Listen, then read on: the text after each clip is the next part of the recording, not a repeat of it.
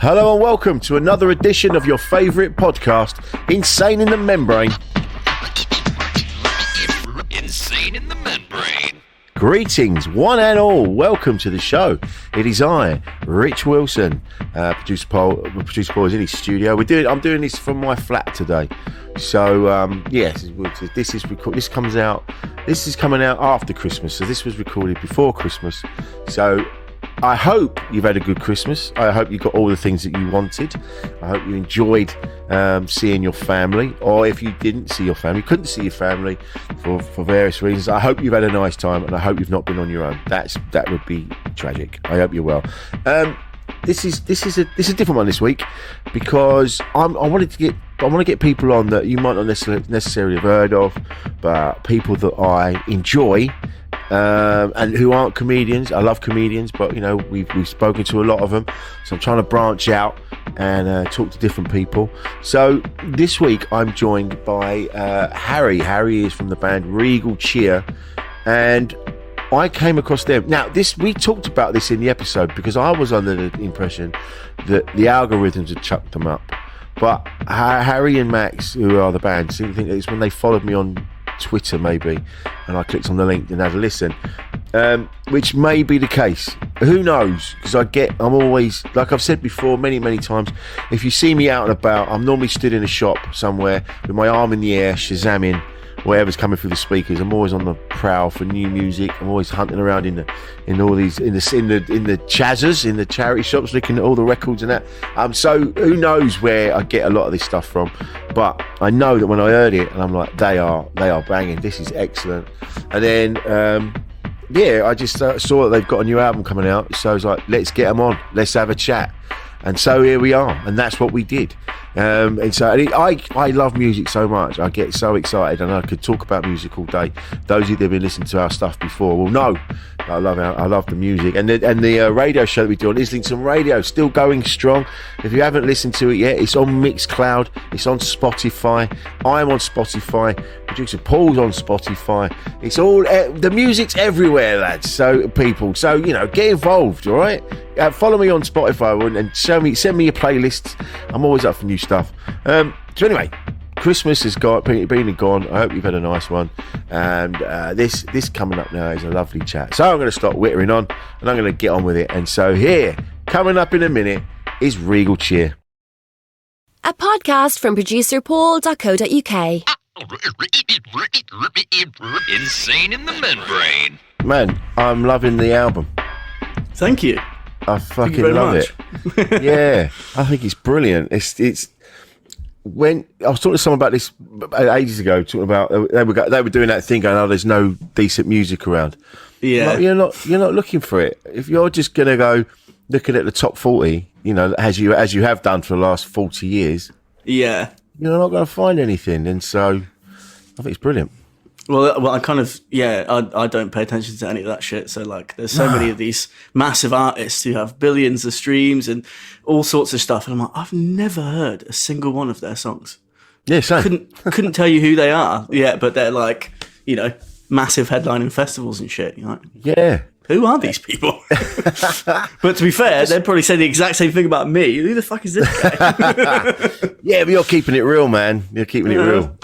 Doing my best. It just makes me wonder, like before social media and things like that, or before the internet, how many there must have been thousands of bands that were toiling around doing their stuff, but they didn't have an outlet for it. So yeah, exactly. Isn't it that there's that band, what they called Anvil, who they had a documentary about how they just had album after album after album, but just no success for ages.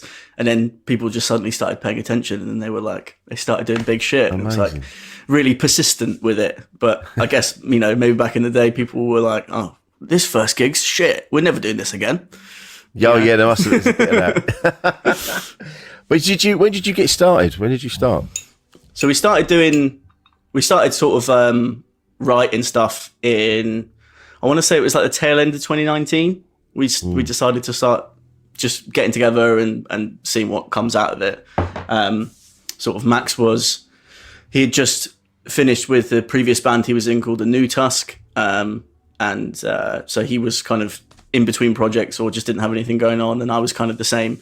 And we just started hanging out, and we're like, should we just give it a go and see if, we both have a lot of like similar, like interest in bands and stuff like that. So we were kind of sharing the same influence almost, for like the kind of main core of what we wanted it to sound like. And then we kind of went into practice room. Max had some ideas, I had some ideas, and we kind of just churned out a bunch of songs really quickly.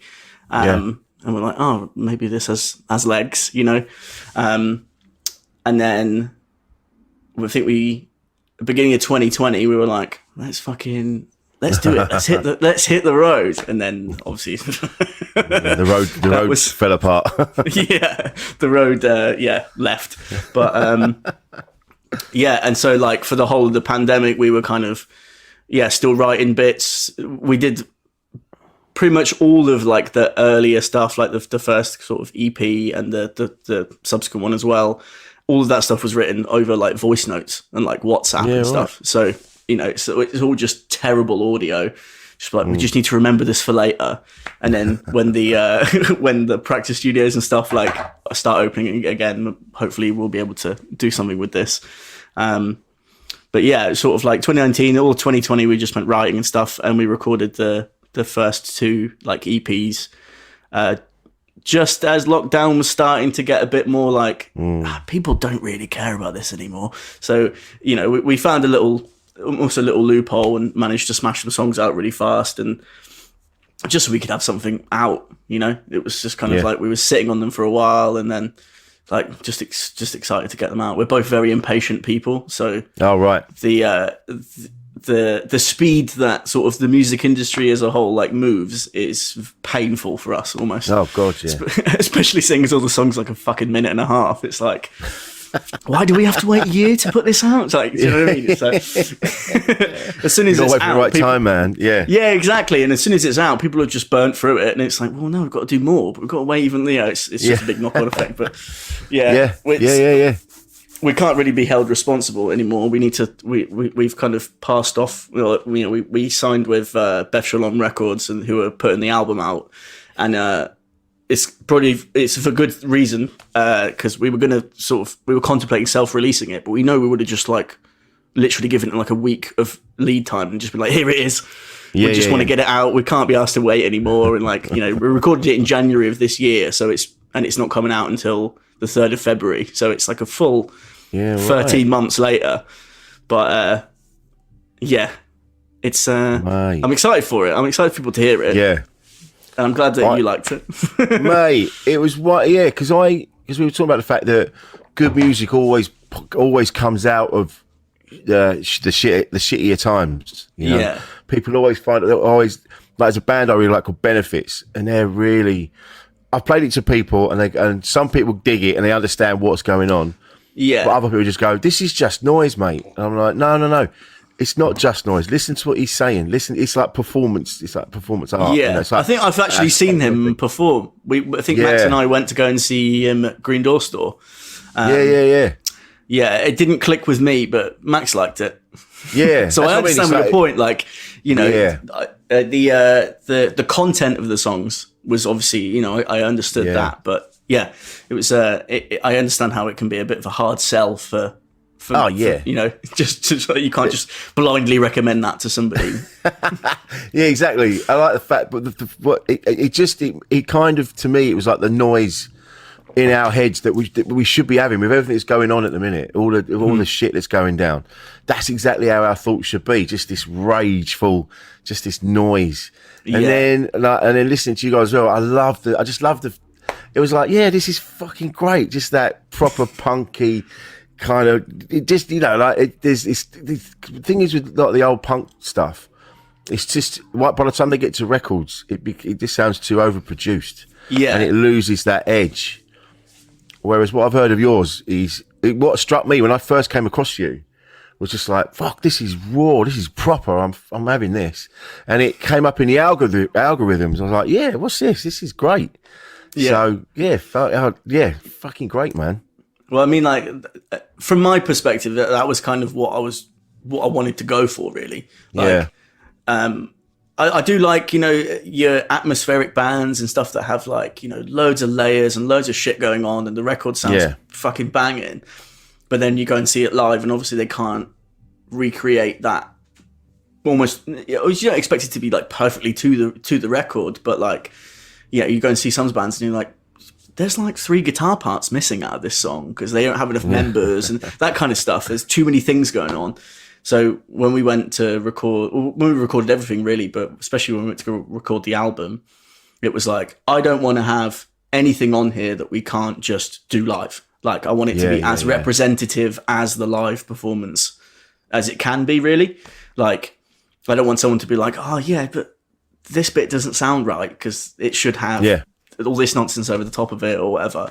So it was very much recorded like how we play it, and we kind of very much stuck to just kind of wanted it to be a representation of the performance, because essentially it's kind of like one's selling the other. If the album sounds like it's a live performance or close to that, then people might lean into buying the tickets and going to see us live or whatever. But if it sounds fucking crazy and overproduced, then you come and see us live and it's just 2 idiots and like not that much stuff going on. It's it might be a bit of a people might be a bit miffed. Where's the strings? Where's the gong? Yeah, exactly. Yeah. I thought they had a fucking orchestra. What's going on here? Yeah, man. But that's it. But that coming up. That's the thing. What's happening now is people are going, like you've just said, because the record industry just takes so long. Because it just comes down to money, doesn't it? They're like, how much money we're going to make out of this? Yeah, exactly. We need to launch it just at the opportune moment to maximise how much money we're going to get and all that. I mean, that might be a bit cynical, but it just seems that's what it seems to me. You're probably not wrong, mate. Yes. Yeah. But it's also a thing of you see people trying to catch in on trends and stuff like, oh, this is really hot right now, so we're going to change our sound to sound like this because this is what's going to sell. But then by the time that record comes out, it's a new thing altogether, and your shit sounds old. You know what I mean? So it's like you kind of just got to, we just make what we like, and if other people like it, then that's a bonus. But it's kind of like that's the mentality. It's like, would I listen to this? Yeah, probably. Yeah. Well, this is it, and it really just tapped into that kind of fuck it, we're doing it ourselves.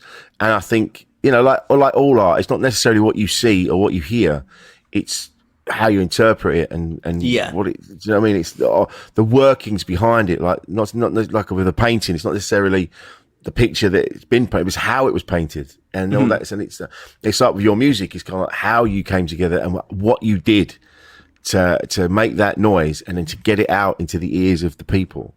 I find that I love all that. That's what I'm really into. And listening to you guys, it just has that air of fuck it, we'll do it ourselves. I mean that is a bit of a running theme. It's like pretty much everything that we do is very much kind of in that DIY mindset of like, well, we'll just do it ourselves. We'll get our mates involved, and if they can help us out, and if they can't, then we'll try and figure it out. I mean, in regards to sort of like the artwork and like pitching the album to record labels and trying to book shows and stuff, that's all kind of done off our own back. We do that all ourselves, so it's like we don't have any like big wig overheads who are just like, oh, I've got you a gig in fucking some crazy place. It's like, no, we're the ones who are sending the emails. Well, I'm doing it all at work. Just like on my lunch breaks, just fucking spamming some stuff out and like crossing my fingers that someone wants to reply to me. Yeah. It's that, like you just said, it's the emailing and the constantly pushing yourself and the constantly getting ignored that really takes its toll on your mental health. I know that as a comedian, having to message people about doing gigs, and the amount of times you message, you don't hear anything back, or they'll come back and go, no, we're all right, thanks. You're not really suitable for what we do. Yeah, it's hard, isn't it? The rejection, it toughens you up, but it's still horrible to take.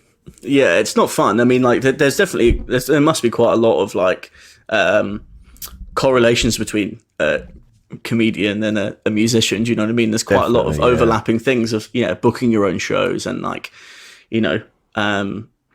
just trying to get yourself out there without a full team, because some bands are lucky enough to kind of stumble into that or already have those connections or already, but From the kind of DIY standpoint, just the never ending, just like, they're probably not going to reply to me, but I'm going to email them anyway. Like when we were pitching the record, we sent out so many absolute Hail Mary emails to like huge labels. Like, why are we doing this? But it would just be so funny if like fucking, I don't know, Universal were like, yeah, all right. And we're just like sitting in this mouldy flat in Brighton. Like, I can't believe that. Do you know what I mean? It was just, it's all pipe dream shit. And you're just like, you know, the best case scenario, maybe. But yeah. And then, so it's a lot of that kind of just hoping they reply. But I also get a bit fed up with it where I'm like, I'll chase up emails and then be like, I'm on my 4th chase up now. And I'm like, I don't care.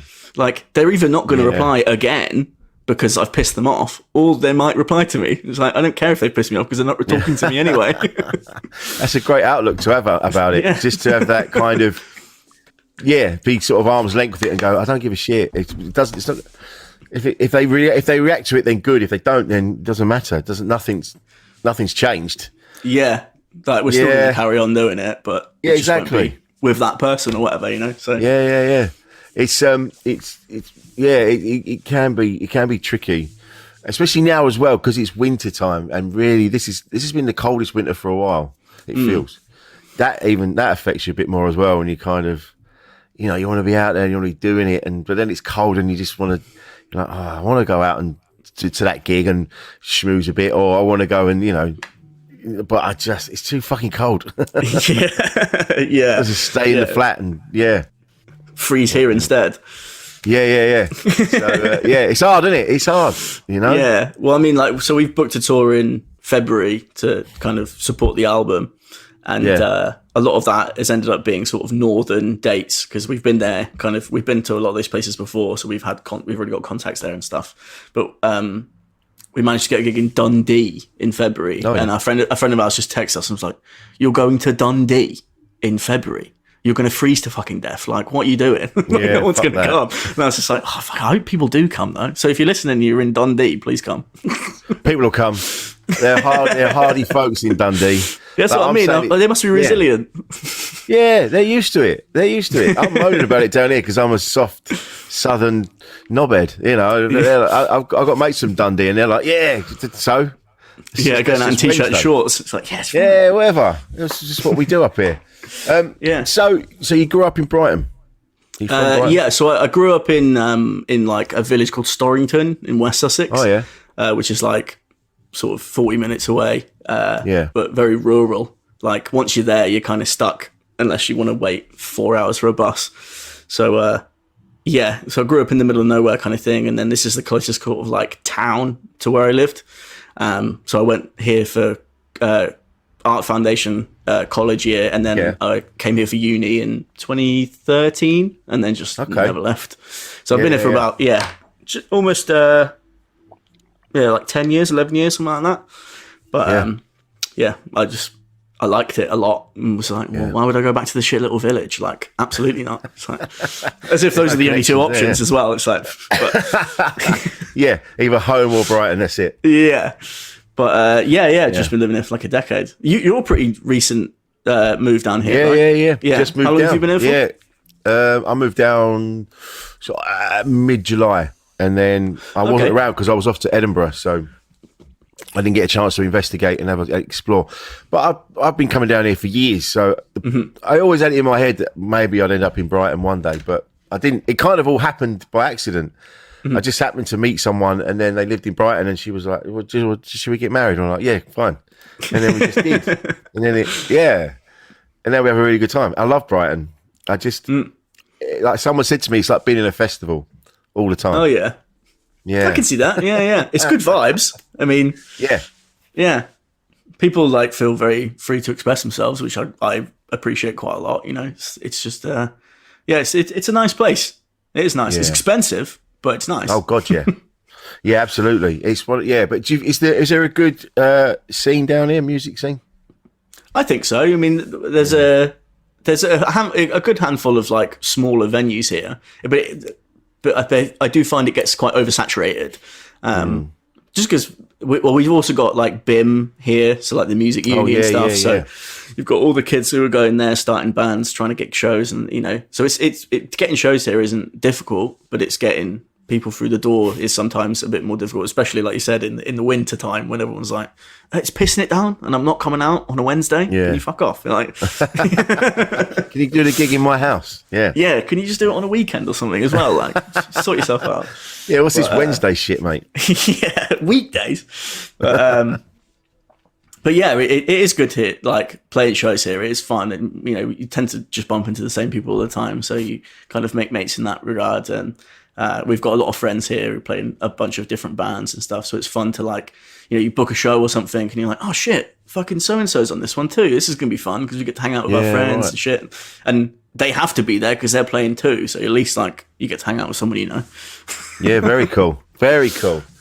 And what are your influences? What got you into music? What was the thing?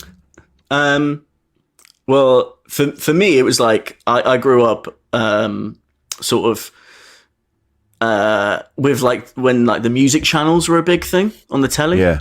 So like every advert break, I'd just flick over and see what's on like Kerrang or Scuzz or whatever, or The Enemy, and I just watch music videos all the time. So it was very much that kind of stuff. So it was sort of like, Foo Fighters and The Darkness and shit like that. Those were all my first sort of bands that I loved. And then moving here kind of broadened my horizons loads because I met like Max and a bunch of other people that, that all just, they all seem to come from Jersey, but they were all had, a different sort of a similar but different walk of life to, influence to me. So I got into like so many things as soon as I moved here. And there was quite a big like scene when I moved, when I was at uni and stuff. So we were just going to gigs all the time and just seeing our mates' band, seeing Max's old band play 100 times, and like, but yeah, a lot of sort of like just punk and rock and stuff. Like I never really gravitated towards like slow songs and stuff like that. So we don't have any.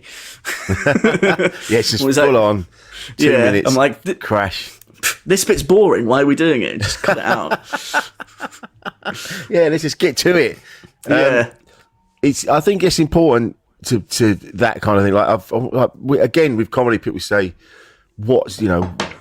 have you got any advice? And I'm always like, do the gigs. Go and do the gigs. And it's the same with bands. Go. If you're not doing the gigs, go to the gigs, and then you'll meet people. Yeah. And that gives you the connections that you're going to need, because they're going to go, oh, you need to play this gig. This is a really cool gig. And also the influences as well, because like you grew up watching those channels, which a lot of people did. Other people would have had older brothers or sisters or whoever, and they would have been influenced by stuff. Like I got into, like someone introduced me to Devo because their older brother was into Devo, and that's what introduced me to them.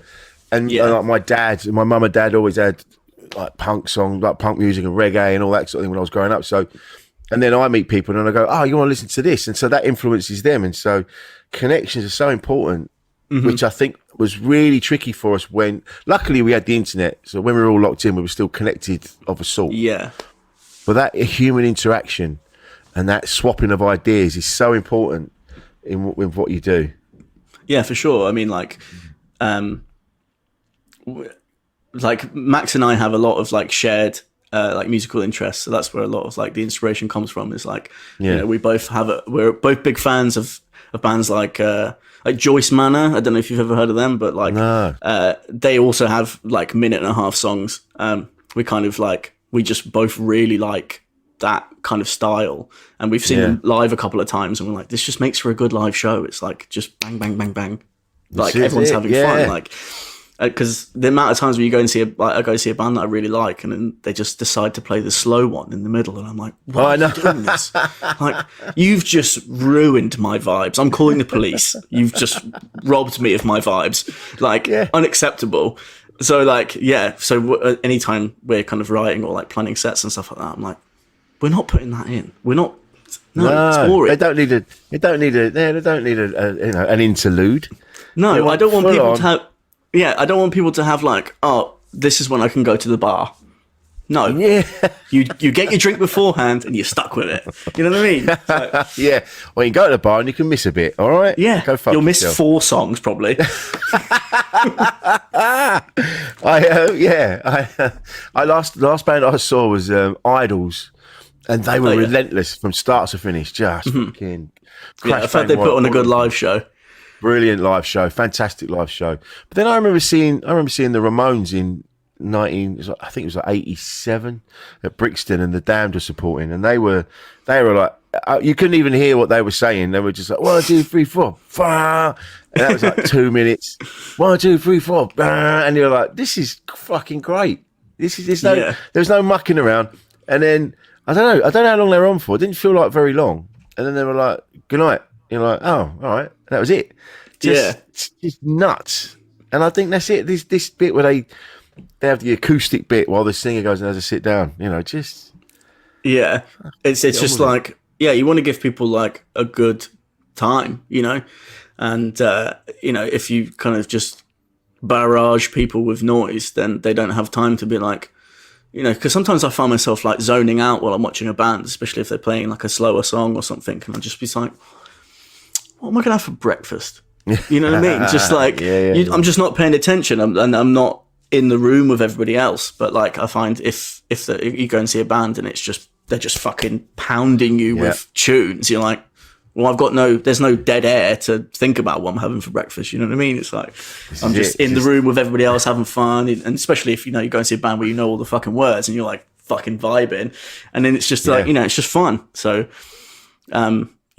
it's just a personal preference really, but I've just kind of forced it into all of our tunes. I mean, hopefully, I'm glad that Max agrees, because we do have like conflicting interests that like do influence the band as a whole. But like, so he's more like, he likes a lot more like songwriter. That's his kind of his focus. He writes a lot more of the songs than I do. But like, in terms of like the lyrics and stuff like that, he's very tuned into like, melody and lyrical content and stuff like that. Whereas I'm just like, am I going to get kicked in the head when I go and see this live? It's like, because that's what I want. Yeah. Like, I want someone to get kicked in the head, but he wants the song to sound like clever and nice. Like, we got to find a balance in the middle somewhere where like you can get kicked in the head, but still be like, oh, that was a good line. I think that's what it is. Yeah, the cleverness will come in the lyrics, and then the rest is it's just the balls out. Fucking let's have it.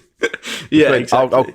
I'll keep an eye on you, and in 10 years' time, when I come to see you, and there's telephone boxes and there's like giant lemons, I'm like, I think they've lost it a bit. We've got an oboe player or something like. There's a Rolls Royce in the swimming pool and all that shit. You're like, okay. Oh, the lads have gone, mate. They've gone. That's it now. But like from from the perspective of like writing the songs and stuff, like I personally don't want us to have, or I don't like us to have that many like slow bits, because the content of the songs is sometimes about, most of the time it's about stuff that we don't like, or that we're bummed out about, or we're pissed off about. And so it's like having a slow song about something that's very sad isn't the vibe I'm going for. Do you know what I mean? But like, if people can come along and be like, oh, this is about fucking how fucking shit a 9 to 5 is or something, and it's like relentless, and people can get into it a bit more instead of being like, oh yeah, my 9 to 5 sucks too.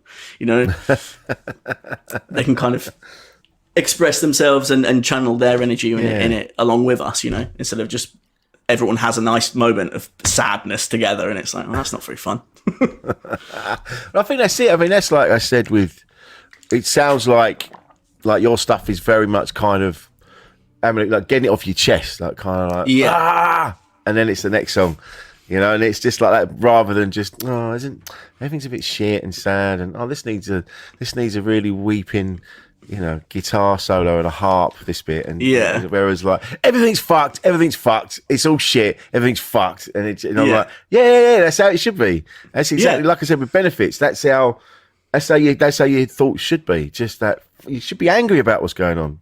Yeah, exactly. I mean, like, because everybody knows that everything's fucked. Like, you don't have to remind people about that. But like, if you give people a medium to express their frustrations about the things that are shit, then I find that to be way more entertaining to go and see than someone who's just like weeping about, whatever. It's specifically in a music setting, you know what I mean? But it's fun to try and. Well, it's just we have fun like writing stuff because it's like speed that up. No thanks. Is it even trying to make it all prog rock? Yeah, gonna get real techie in album 2. It's gonna sound fucking. Oh man, 2 songs, 4 hours. Yeah, it's gonna be the opposite. So you met Max when he was in the other band, is that right? Yeah. So I met him when I first moved here. Because one of my housemates in my first house was from Jersey. And so there was loads of people from Jersey over here for uni as well. And he was just kind of in that big circle because the island's very small, so they all knew each other. So I met him in sort of 2013 odd. And we hung out and stuff, and I saw his band 100 times. They were really good. And then when they split, we just started sort of hanging out sporadically and stuff, and we sort of very quickly bonded over our love for have you seen that show on Netflix, I Think You Should Leave? No, I know of it. I've seen it. Yeah, I think it's on the list. It's like a sketch show, but it's just like really fucking stupid, really like sometimes quite dark and just ridiculous. But like I didn't know anybody else that watched it, and then we were just hanging out once and I was like, have you seen this? And he's like, I fucking love it. And so it was just very quick, like nice. Yes. So then we just started hanging out loads. Just off the back of that, really, and then this kind of just spurred into this, and now we live together, and you can't get rid of me. Oh wow! So you live and work, you live and play together.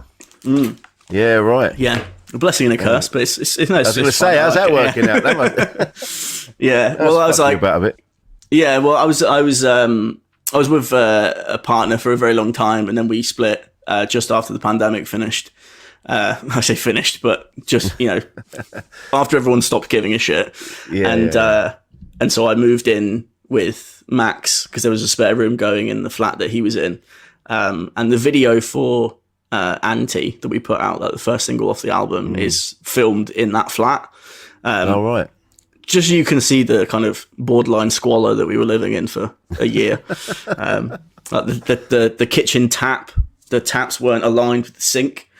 They were both just... What? They weren't aligned. They just weren't aligned properly. And so somebody who lived there previously just drilled 2 holes in a PVC pipe and used cable ties to fix it so that then all the water would go into the sink. Oh, and so we were just... and we were paying fucking 500 quid a month each for that. Yeah. And then we went... moved in, and then like 2 weeks later, my roof started leaking. Like, it was just a shithole, and it was just like that on top of being sad that my relationship was over. It was a fun time. Went off the rails for a little bit, but managed to get myself back together again, As I say, how did you cope with that? Just go, fuck it. Just getting on it all the time. Yeah, it was very much that. It was a kind of a summer of just getting as rinsed as possible, and then being like, oh, why do I still feel sad? It's like, because I'm fucking hungover all the time. Yeah. I'm constantly on a come down. Yeah, there must be something in this. I'm not sure what it is, though. Oh, well, more things. Yeah, it's sound.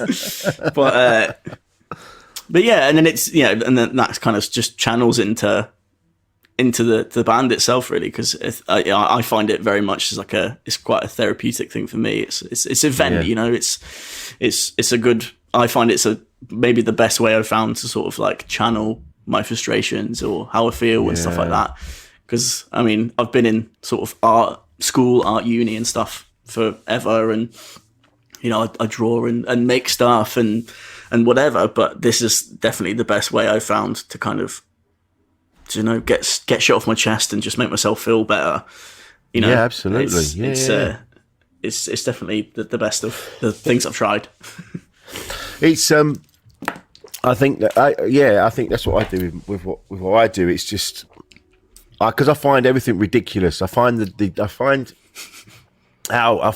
us being in this framework that we're shoved into utterly absurd. Like this framework of paying rent and having to being in debt makes you a better citizen, and you're just like, this is all fucked, man. We're all animals. We should just be running around. It's just, but yeah, I find being a human being ridiculous. It is stupid, isn't it? Yeah. When you really look at it, you go, really? So last night I was coming back from a gig in Gosport, and I'd stopped in a lay-by to just have a wee, and I was just looking up at the start. The sky was really clear, and I was looking up all the other planets and stars and everything else, and I was like, I bet there's no tax on other planets. There's no. It's just like just shit like that. You know. So I don't owe any money on these other planets. Isn't it mad that that's on this one? Yeah. Do you think Mars has like overdraft fees? Yeah, I bet they'd be different. Yeah, maybe they'll pay me money in instead of taking it out. You know? Yeah. And it was just things like that, and I was like, yeah, it's ridiculous what we've done on here. We've hemmed ourselves in. And yeah. So, but I guess that stage feels better. Yeah, that hemming in does help to kind of have something to write about. You know. Yeah, absolutely. I think there's another correlation. I've heard a lot of comedians and stuff talk on podcasts and say that, like, oh, if you don't have trauma, then you're not funny. You know what I mean? It all comes from that space, which it sounds fucking stupid, and it's definitely not true. But like, for a lot of people, I guess it is. You know, You channel your shit times into something that people can laugh at or people can listen and enjoy, and like, you know, makes them feel better about if they've shared the same situation as you, or you know, in the same sort of standings, and just being like, oh yeah, if they're having a shit time and I'm having a shit time, we can just share our shit times together and maybe make them slightly better, you know? Yeah. It's very. I think it is the misery. Well, no, not misery. That's a bit of a strong word, but it is the thing. Yeah, you have the things. The fact that you have to get up in the morning and fight for you have to fight your corner. Yeah, you know. I think that's what spurs you on to be creative. Because if you there's a comedian called Kyle Kinane that I really love, and he talks about like he's fucking great, man. I love that you know who he is. He's fucking amazing. And things like that, he goes, cool people, right? He was talking about growing up in the suburbs, and they started a band, and then, you know, and his mum was like, yeah, we're going to start a band, we're going to kick against the system. And his mum was like, oh yeah, you can practice in our basement. It's like, oh fuck. And then they're in the basement, and then mum would come down and go, oh, do you want some chili? Do you want this? And then he's like, Mum, I'm trying to break the system. He goes, it's difficult to kick against the system when everything's comfortable. You know? Yes, I'm not sure that's how like Rage Against the Machine started. You know what I mean? No. They're not practicing in their mum's basement. Yeah, you know, just everything's fine. Yeah, you've got to have something to write about it. Yeah. I kind of we've obviously, like I said, we've been sitting on this record for, it will be over a year by the time it comes out. So we've already been writing new stuff, and I kind of have set like I have some sort of like little bits of framework and things that I'm like, okay, I want to write a song that's like, you know, like this or with this structure or whatever. And I've also just been toying in my mind, like, maybe I'll write a song about something that's not sad, but it's fucking hard because it's well easier to write like a cross little punk song about something that pisses you off. But like writing a little punk song about something that makes you happy it seems to be a lot more difficult than it's. Yeah. Well, I suppose the whole thing about punk, and this came up yesterday actually in a conversation I had with another musician, and we were talking about the essence of punk. So being punk isn't just, you know, spiky hair and ripped clothes and safety pins and all that. Punk is a feeling. It's that it's anti-establishment. It's anti things. It's like, I will not have you take advantage of me. Fuck that. So it's very difficult to write a happy punk song when punk at its essence is fighting and sort of against things. You know? Yeah, for sure. Rather than, I'm trying to think of any. Well, yeah, even when you got a love song by the Damned, and that's that's kind of it's so aggressive, and it's like, I'll be the rubbish, you be the bin. You know, it's like, yeah, it's like it's a nice, like, there is some level of like nice sentiment underneath there, but it's also like written in a way of like, we've used quite a nasty analogy to, you know what I mean? Yeah, I think that's it. Yeah. It's that kind. So the sentiment's right, but just the way it's delivered, you kind of go, Is that nice, or is that a dig? Yeah. You know what I mean? It's like, you call me rubbish. So yeah, you're right. How would you write? I don't think you could. Difficult to stay positive. I think your positivity is the fact that you still push yourself. Mm-hmm. Like despite being ignored, despite people not replying to your emails and things like that, your positivity is in the fact that you just go, well, I'll just keep going. I'll just keep doing it. Yeah. Until some fucker listens, you know? Yeah, exactly. I mean, like, you know, the subject matter on the record might be a bit like potentially a bit of a downer for some people, but like the songs are written in a way that they don't come across like they're downers. But in our, like, you know, everyday lives and in the sort of like the social media content and shit that we do, it's all just silly. Like, I don't like it when you see bands taking themselves too seriously. I think it's a bit cringy. So, you know, you've got standing in like a fucking construction site looking gutted, and you're like, oh, you're happy to be here, aren't you, mate? It's like, so I just try and fucking show my teeth in all the fucking photos. Like, I want us to be grinning and having a nice time. It's like, yeah, the songs might be a bit of a bummer, but like, we're not. We're enjoying it. yeah, we're still having fun. Like, all the artwork and stuff is all just shit and stupid and like trying to be silly. It's like, because why take yourself too seriously? So that's not fun. Exactly. I mean, I grew up in an age of, you know, hair metal bands where they're standing on top of mountains with doing guitar solos.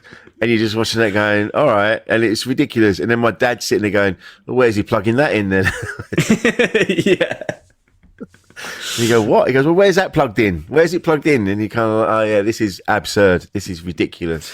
Yeah, it's that kind of like that level of image that becomes so daft that you could never imagine seeing them in like Sainsbury's or something. Do you know what I mean? It's like, you're not going to see Slash with his shirt off getting fucking tea bags or something, you know? Well, I remember years ago playing, because I'm not into football, but I play comedians football every Tuesday now when I can.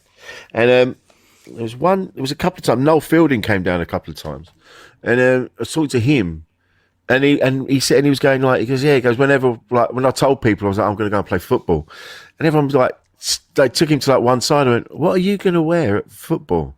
He's like, well, shorts and trainers. What do you think I'm going to wear? Like, I can't see it. And it was just, and he just had a football kit on, and he's a pretty good footballer. And and then but you're so used to seeing him in like skinny jeans and like a really big cardigan or something that you're like, you in a footy kit?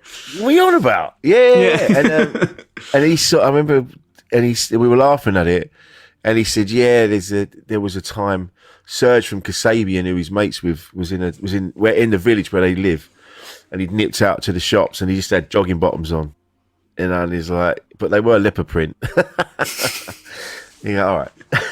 Yeah, I expect him to have like a really like gaudy like 90s football kit. Do you know what I mean? Like, just for some really like random country. One. Yeah. That's it. I also I'm completely clueless about football, but Max is a big fan, so all my knowledge just comes from him. But when we're watching the games, he'll just be like, oh, look at that fucking kit. You know, it's just like, he just loves the football kits. But like, some of them he shows me are fucking minging, but they're also kind of cool because they're so scum. There's a fine line, but I know what you mean. Like I say, I'm not into football, but there's a couple of old kits I remember from when I was a kid. I'm like, I'd probably wear that.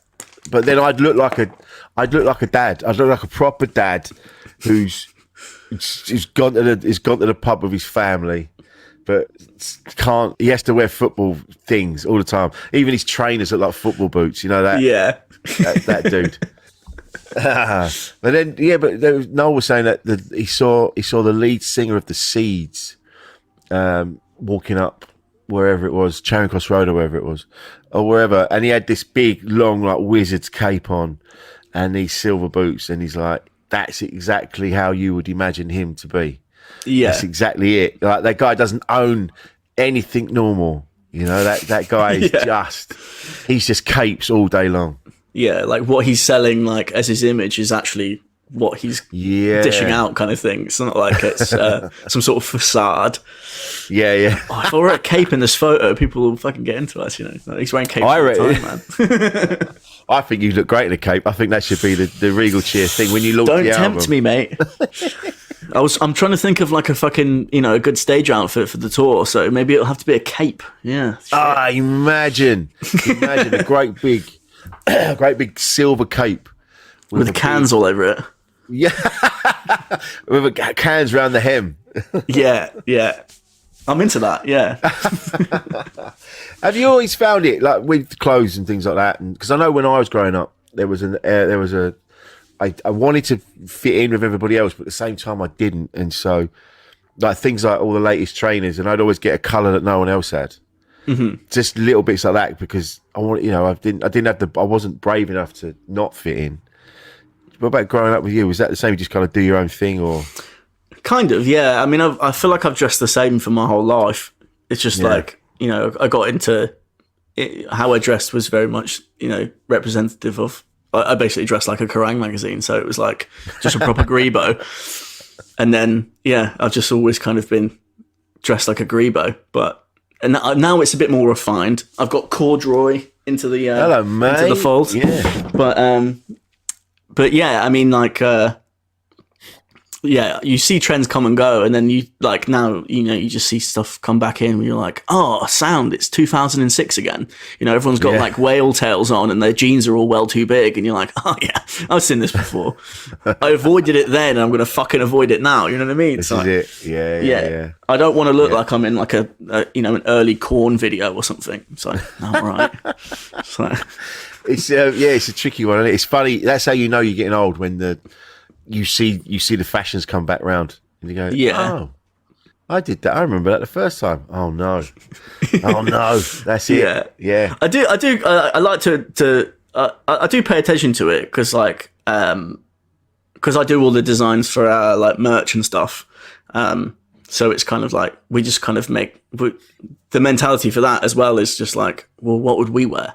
What would we buy from the merch table? Because sometimes you go and you're like, oh, I love this band. I'm going to get a shirt. Like, I want to support them, give them 15 quid and get some swag. And you're like, all these shirts are fucking minging. I wouldn't wear that. You know, like dodgy colours and stuff like that. Like, sometimes it's fun to kind of experiment with like, oh, I wonder if people will buy a pink hoodie or something, you know? And then people do, and some people don't. But in regards to sort of like the designs and the placements and stuff like that, it's very much just like, well, would we wear that? Yeah. Well, let's just make it, and hopefully it's all kind of shared. I do remember the first time I wore a pink shirt in I was in Maidstone in Kent, and this is only 18 years ago, 19 years ago, and I turned up with this pink, and it had like numbers on it and things like that, and my mates were like, "What is that?" I'm like, what do you mean? It's fucking pink, mate. And I'm like, I think it's lovely, and I think I look great. And they're like, it's fucking pink. And I'm like, that was only. And you're like, come on, man, it's just a colour. What are you doing? Doesn't matter, does it? Wear what you want. No, it's silly. Like, my wardrobe was very monochrome for quite a while, but now it's kind of branched out into more browns and greens and oranges and stuff, earthen colours. You know, this is it. Yeah. But we've got a pink T-shirt, mate. I'll give you one. Yes, please. Fucking right, mate. I'll wear that with pride. I'll give you as much swag as you want, mate. Please, yes, mate. I'm a big fan. We've got a whole fucking room of it, and I've basically been doing fucking designs for this last year, like for new shit. But we've just got enough stuff upstairs where I'm like, I can't warrant getting new stuff printed until we get rid of that stuff. So yeah, mate. When's your next show in Brighton? I'll come drop you off stuff. I'm at Comedia next week. I'm doing Thursday, Friday, Saturday. I'm at Comedia up till Christmas. So yeah, man, I'll be around. We'll have to hook up. Yes, mate. We'll come watch and bring you some come swag. down, man. Yeah, I'll wear my Regal Cheer shirt on stage. It'd be great. Yeah. So when's the album coming out? So the album's out on February 3rd. Yep. We've got another single coming out on the 12th of January, I think it is. That's like the last one, but that's like the most angry song and it's the shortest of the whole album. Is like the next single. It's one of my ones. I've only got a few songs on there that I kind of wrote most of the lyrics for, but that's one that kind of like I had in my head for a while and was trying to figure out the best way to kind of convey what I was pissed off about, which was it's very much just a frustration about like monotony of daily life. Really, I just remember fucking I think I had almost a solid week of not really saying anything to anybody at work. Oh, wow. Like, because I work on in a small team. There's only 4 of us. Yeah. And I can just put my headphones in and just crack on. So like, I get to work, get on the bus, cheers, say the same thing to the bus driver every single day, and then get to work. How was your evening? Yeah, sound. How was yours? Yeah, sound. All right, cool. Headphones in, get on with it. And then I just like, okay, see you tomorrow. And then that happened like 4 or 5 days in a row. And I was like, I don't think I've ever had a fucking conversation. Like, I've forgotten how to talk to people. And I just remember walking up St. James's Street and just being annoyed about it. And then this kind of came out of that, really, of just like the frustration of just like, I've literally just done the same thing for like 5 days in a row of just, because my job's very repetitive as well. It's like, I'm essentially part of a production line. So like, I do my section and then pass it off to somebody else. Yeah. So that's very repetitive. And then like, just saying the same things to people every single day was very repetitive. So it's like, it kind of touches on that a lot. And the frustrations that come from just being like, what is my life? Yeah. Well, it's that. Yeah, I've got mates of mine that there's some people that are comfortable with it. I've got a few mates of mine that just they look at what I do and they can't comprehend it. They're just like, why would you do that? And it's like, so last weekend I drove all the way to Carlisle for a gig, and then Manchester on the way back down on the Sunday. And then I was telling them, they were like, all the way to Carlisle, isn't that Scotland? I'm like, yeah. And they're like, why though? I said, because the gig is banging. The gig's amazing. Yeah. And they're like, right, well, how much do you get for that? I went, well, it's not much, but it's enough. I probably spent most of it on petrol and crisps, but no, I like the gig. I like doing it. It was good fun, and they're just it just changes the game a bit. You know what I mean? It's just something different.